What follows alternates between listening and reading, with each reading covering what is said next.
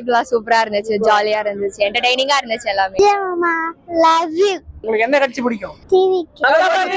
Vijay sir எப்படி இருந்தாரு? பிடிச்சதா விஜய் சாரா? நிறைய பிடிக்கும். நிறைய பிடிக்கும். இன்னைக்கு உள்ள படம் பார்த்தது எவ்வளவு ஜாலியா இருந்துச்சு? நிறைய ஜாலியா இருந்துச்சு. நிறைய ஜாலியா இருந்துச்சு.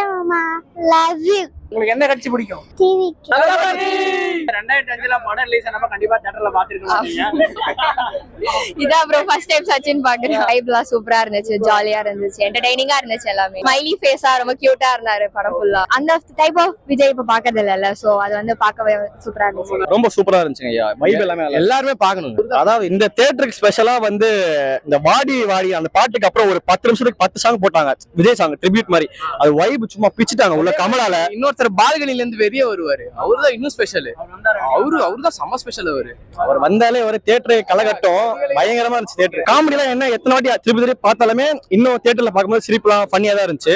அதனால ஃப்ரெஷ்ஷா தான் இருக்கு படம். இன்னும் ஒரு படம் தான் வர போறது அவர்கிட்ட இருந்து, அதுக்கப்புறம் வர போறது இல்ல. நடிக்கலாம், படம் நிறைய படம் நடிக்கலாம், அவ்வளவுதான் சொல்லுவோம். அரசியல் வேணாம், படம் நடிக்கலாம்.